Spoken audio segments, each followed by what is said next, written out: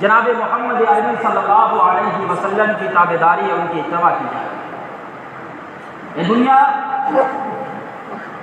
دنیا کے اندر بہار اور خزاں کا موسم آتا ہے، لیکن نبی کریم صلی اللہ علیہ وسلم کی ولادت کے بعد جو انقلاب جو برپا ہوا اور محمد عربی صلی اللہ علیہ وسلم کی ولادت سے لے کر وفات تک اتنے قلیل عرصے میں جو انقلاب آیا، تاریخ کے اندر جناب محمد عربی صلی اللہ علیہ وسلم کی ولادت سے پہلے ایسا انقلاب نہیں ہے۔ نہ محمد عربی صلی اللہ علیہ وسلم کی وفات کے بعد، نہ محمد عربی کے پردہ فرمانے کے بعد قیامت تک ایسا انقلاب دنیا کے اندر آئے۔ دنیا کی تاریخ میں وہ واحد ہستی ہے جناب محمد عربی، جو کم وقت کے اندر وہ انقلاب برپا کر دیا کہ تاریخ آج تک حیران و شدہ ہے۔ عیسائی دھرم کا ایک مصنف ہے جو کتاب کا رائٹر ہے، مائیکل آچ ہارٹ، جن کی کتاب دا 100 ہے۔ اس کتاب کے اندر انہوں نے تاریخ کے 100 عظیم شخصیات کے نام درج کیے ہیں اور ان شخصیات کے حالات اور ان کی زندگی بھی اس کتاب کے اندر درج ہے، لیکن اس عیسائی دھرم میں وہ کتاب کا خود رائٹر عیسائی دھرم کو ماننے والا ہے، اس کتاب کا خود مصنف عیسائی دھرم کو فالو کرنے والا ہے، حضرت عیسیٰ علیہ الصلوۃ والتسلیم کو نبی ماننے والا ہے، لیکن جب انہوں نے کتاب کی ترتیب دی تو کتاب کے سر وقت میں جناب محمد عربی صلی اللہ علیہ وسلم کا نام درج کیا اور یہ اس کتاب کے اندر یہ لکھی کہ جناب محمد عربی جو اتنے کم وقت میں جو انقلاب دنیا کے اندر پیدا کیے، حضرات انبیاء علماء نے لکھا ہے کہ 1,24,000 انبیاء علیہ الصلوۃ والتسلیم دنیا کے اندر آئے، تمام نے دین کے کام کو اس روئے زمین میں پھیلائے، لیکن اتنے کم مدت کے اندر جناب محمد عربی صلی اللہ علیہ وسلم جو کامیابی وہ کامرانی حاصل کی، حضرات انبیاء ان کے علاوہ نہیں کامیابی حاصل کی۔ جناب محمد عربی صلی اللہ علیہ وسلم، جناب آپ صلی اللہ علیہ وسلم صرف مذہبی سطح پر کامیاب نہیں تھے بلکہ دینی سطح پر بھی کامیاب تھے۔ جناب محمد عربی صلی اللہ علیہ وسلم کی ولادت سے پہلے حضرت نوح علیہ السلام، حضرت آدم علیہ الصلوۃ والتسلیم تشریف لائے، حضرت عیسیٰ علیہ الصلوۃ والتسلیم تشریف لائے، حضرت داؤد علیہ السلام تشریف لائے، حضرت یعقوب آئے، حضرت اسماعیل آئے، حضرت اسحاق علیہ السلام آئے، تمام انبیاء علیہ الصلوۃ والتسلیم آئے، لیکن آخری میں جناب محمد عربی صلی اللہ علیہ وسلم کو بھیجا اور آخری میں آپ صلی اللہ علیہ وسلم سے پہلے حضرت نوح علیہ الصلوۃ والتسلیم اس دنیا کے اندر تشریف لائے۔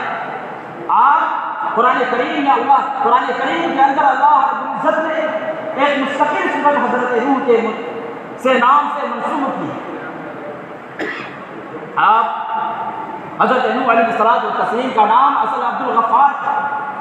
جب حضرت نوح علیہ السلام خدا کا پیغام لے کر گلی گلی کوچے کوچے محلے محلے تک جاتے اور لوگوں کو خدا کے احکام سے وابستہ کرتے تھے، اتفاقاً اس گلی کے اندر ایک خارش والا کتا، ایک کجلی والا کتا اس گلی سے گزرا۔ حضرت نوح علیہ السلام نے اس کتے سے گھیر کی، نفرت کی آگ محسوس کیا، اللہ نے اس کتے کے اندر گویائی دی اور وہ کتا حضرت نوح سے مخاطب ہو کر کہنے لگے کہ اے نوح، کیا آپ مجھ سے آڑ کرتے ہیں، آپ مجھ سے نفرت کرتے ہیں؟ کیا یہ میں خود سے کتا بن گیا ہوں اور آپ اب خود سے نبی بن گئے؟ یہ بیماری جو خارش کی بیماری میرے بدن پہ ہے، کیا یہ بیماری میں خود اپنے پر مسلط کر لیا ہوں؟ کیا یہ بیماری دینے والی ذات اللہ کی نہیں ہے؟ یا شفا دینے والی ذات اللہ کی نہیں ہے؟ میرے دوستو، ایک بات آپ کو بتانا چاہوں کہ اس کتے کو بھی علم ہے کہ شفا دینے والی ذات صرف اللہ کی ہے، اس کتے کو بھی علم ہے کہ بیماری دینے والی ذات اللہ کی ہے، حاجت روا اللہ ہے، مشکل کشا اللہ ہے، ہر چیز سے اللہ کے حکم کے مطابق چلتا ہے۔ لیکن ہم اور آپ دیگر قبرستانوں سے، دیگر مزاروں سے اپنے آپ کو حاجت نہیں کرتے ہیں اور کہتے ہیں کہ مشکل کشا یہ ہے، حاجت روا یہ ہے۔ حضرت نوح علیہ السلام نے اس کتے کہنے لگے کیا نوح تم مجھ پہ اعتراض نہیں کیا بلکہ اس وحدہ لا شریک پہ اعتراض کیا۔ یہ سننا تھا کہ حضرت نوح علیہ السلام بے پناہ ہو گئے۔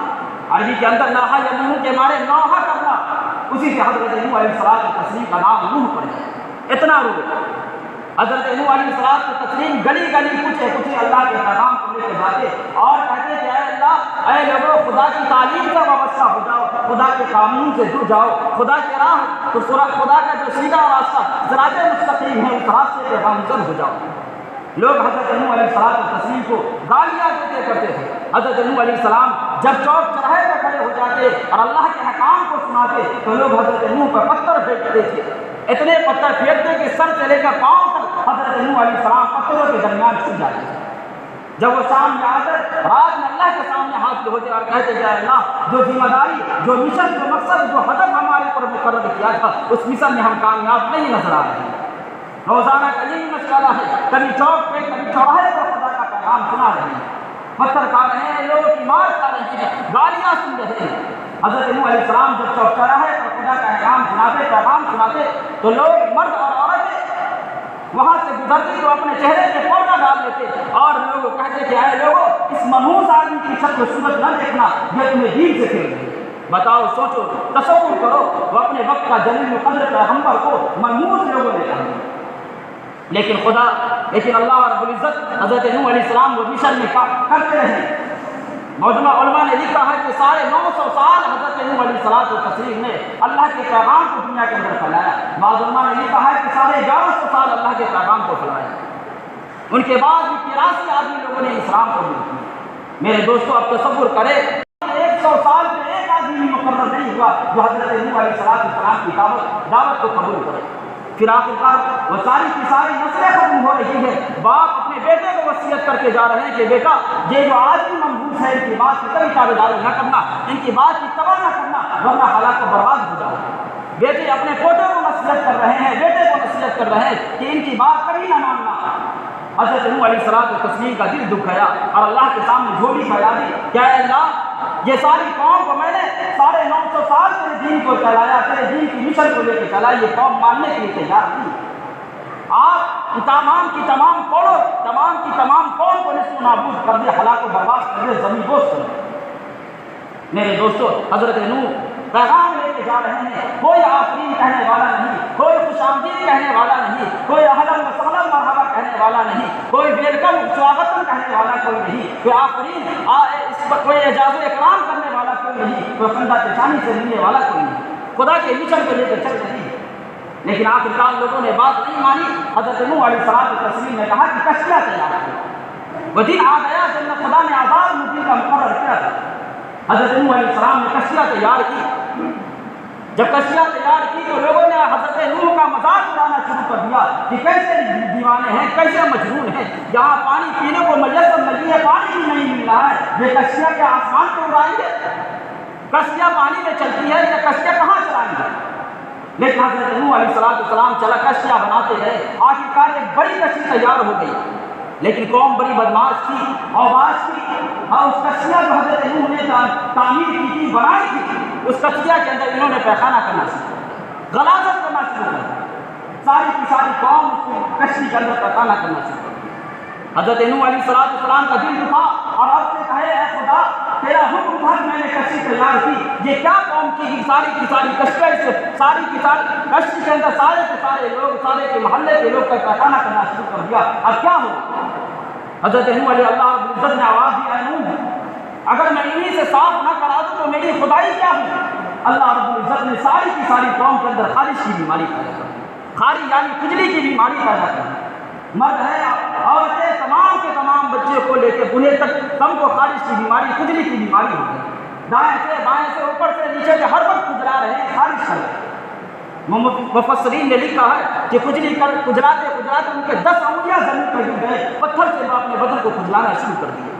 جب ساری قوم پریشان آ گئی تو ایک بوڑھا ناتوا ضعیف آدمی جو بھری سی کشتی کے اندر پیخانہ کرنے گیا، ان کو ابھی کو سوچ لینی چاہیے کہ کشتی گل ہو گئی، اب یہ بھر گئی، اب الگ الگ ہو جائے گی، آپ پوری بھر چکی ہے غلاظت سے، اب سونا جائے۔ لیکن بوڑھا آدمی جن کے بوڑھے کی عادت ہوتی ہے پرانے طریقے پہ چلنے کے، لوگ آج کہتے ہیں کہ وہ بوڑھا آدمی کشتی میں پیخانہ کرنے گئے، بھری ہوئی کشتی میں، وہ جہاں گرا وہاں سے کشتی کے اندر گرا، وہ پورا جہاں پیخانہ لگا وہاں سے ان کی کھجلی ختم، خارش ختم۔ باہر آ کر کشتی کے کنارے آواز دینے لگا، اے میری قوم کے لوگوں، آ جاؤ، خارش کی بیماری مل گئی، خارش کی دوا مل گئی، علاج مل گیا۔ ساری قوم دوڑتی آ رہی ہے، کہنے لگا کوئی کیپسول ہے، کوئی ٹیبلیٹ ہے، کوئی سیرپ ہے، کوئی دوا ہے جو ابھی آئی ہے۔ کہنے لگا یہ کشتی میں جو بھری ہے یہی تو ہے دوا، 2 خوراک کھا لو شفا یاب ہو جاؤ گے۔ ساری کی ساری قوم دوڑ رہی ہے، اس غلاظت کھانے کے لیے تیار ہے، ساری کی ساری قوم نے غلاظت کھائی۔ حضرت نوح علیہ السلام جو اپنے وقت جلیل القدر ہے، پیغمبر کی بات نہ مانی۔ لوگ دوڑتے آ رہے ہیں، برتن لے کے آ رہے ہیں کہ میں اس دوا کو استعمال کر لوں گا، میں اس سیرپ کو استعمال کر لوں گا، گھر کے لیے بچا کے لے کے آؤں گا، گھر پہ جو فیملی ہے وہ بوڑھے ہیں نہیں جا سکتے ہیں وہ دوا لینے، میں ان کو دے دوں گا، وہ استعمال کر لیں گے، بیماری اس کی ختم ہو جائے گی۔ اللہ کی شان دیکھیے، جو وہ غلاظت کا کھانا استعمال کرتے وہاں سے کی بیماری ختم ہو جائے گی۔ مفسرین نے قلم یہاں نہیں ہوتا، مفسرین کہتے ہیں کہ لوگ نے کشتیاں دھو دھو کے پینا شروع کر دیا، جو کشتی دھو کے پی لے ان کی بیماری ختم۔ ایسی قوم پر گئی، اللہ کے غلاظت اپنے آپ کو کھانا برداشت کر لیا، لیکن حضرت نوح علیہ السلام جو اپنے وقت میں جلیل القدر تھے اس پیغمبر کی بات نہ مانی۔ آج لگتا ہے کہ اسی میں سے چند لوگ اس مقام پہ بھی آئے ہیں جو کھانا برداشت کر لیتے ہیں، گوشت کھانے کی توفیق نہیں ہوتی ہے، پیشاب پینا برداشت کر لیتے ہیں، دودھ پینے کی توفیق نہیں ہوتی۔ وہ قوم حضرت نوح علیہ السلام کی ہے۔ حضرت نوح علیہ السلام نے کہا، حضرت نوح علیہ السلام نے سمجھایا کہ کھانا برداشت کیا لیکن نبی کی بات نہ مانی۔ آخرکار وہ وقت آیا، اللہ نے کہا کہ اے نوح تو نے دیکھ لیا میرا خدائی، میں نے انہی سے صاف کرا دیا، جو گھنٹوں کا کام تھا وہ منٹوں میں ہو گیا۔ اللہ نے ایک ایسی تدبیر دی کہ ساری کی ساری کشتیاں تیار ہو گئی، اور اللہ تبارک و تعالیٰ نے وہ وقت آیا جو عذاب کا وقت مقرر کیا تھا۔ وہ خدا جو ساتوں آسمان کو بلندی ہے، عرش بری سے، وہ خدا نے آسمان سے پانی بھیجنا شروع کر دیا، موسلادھار زمین پانی بننا شروع کر دیا۔ 3 دن تک موسلادھار بارش ہوئی، پوری کی پوری کشتیاں، پورے کے علاقے، پورے کے پورے محلے پانی کے اندر غرق ہو رہے ہیں، سراب ہو گئے، نصف نابود ہو گئے۔ لوگ پہاڑ پہ چڑھ رہے ہیں کہ پہاڑ تک پانی نہیں پہنچے گا، میری جان محفوظ ہو جائے گی، بچ جائے گی۔ لیکن اللہ کے عذاب سے کون بچے؟ ان کے حضرت نوح علیہ السلام کے بیٹے کنعانہ، جو حضرت نوح کے بیٹے ہیں، نبی اپنے وقت کے جلیل القدر پیغمبر ہیں، ان کے بیٹے بھی ایمان قبول نہیں کیے۔ لیکن خدا کی کیا مرضی ہے، نبی کا بیٹا ہے، کافر بن کے مر رہا ہے، اور آزر جو بتوں کا بادشاہ ہے، بت بنانے والا ہے، ان کے گھر میں حضرت ابراہیم پیدا ہو رہے ہیں۔ یہ خدا کی مرضی ہے، خدا کی مصلحت ہے، خدا کی حکمت ہے۔ وہ ڈوبنے لگا، حضرت نوح علیہ السلام نے کہا کہ بیٹا کشتی میں آ جا، بچ جائے گا، خدا کے عذاب سے کوئی بچنے والا نہیں۔ ان کے بیٹے کہنے لگے کہ ابا یہ پانی سے نہ ڈرا، یا میں آسمان کے، میں پہاڑ کے اونچے اونچے ٹیلے ہیں، میں اس پہ چڑھ جاؤں گا، پہاڑ کی چوٹی پہ چڑھ جاؤں گا، یہ پانی، یہ تالاب، یہ ندی، یہ کشتی ہمارا کچھ نہیں بگاڑے گا۔ کہنے لگے کہ بیٹا آج عذاب نہیں بچے گا۔ آخر وقت آیا، وہ پہاڑ تک پانی پہنچ گیا، ان کا بیٹا ڈوبنے لگا۔ حضرت نوح علیہ السلام نے اپنے بیٹے سے آواز دی کہ اے بیٹا کشتی پہ سوار ہو جا، بچ جائے گا۔ وہ کہنے لگے کہ نہیں۔ جب ڈوبنے لگا، حضرت نوح علیہ السلام کو خدا کی محبت یاد آئی اور کہنے لگے اے خدا تو نے کہا تھا یہ جو تیرے ہوں گے میں بچا لوں گا، جو تیرے نہیں ہوں گے میں اس کو ہلاک و برباد کر دوں گا، نصف و نابود کر دوں گا، زمین بوس کر دوں گا۔ یہ میرے بچے ہیں، میری بیوی کے پیٹ کے اندر 9 مہینہ رہے ہیں، یہ میرے نطفے سے پیدا ہوئے ہیں، یہ میرے بچے ہیں، میں نے اسے گودوں میں کھلایا ہے۔ میرے عزیزوں نوجوانوں جو باتیں رہ گئی ہے انشاءاللہ آئندہ ہفتہ کی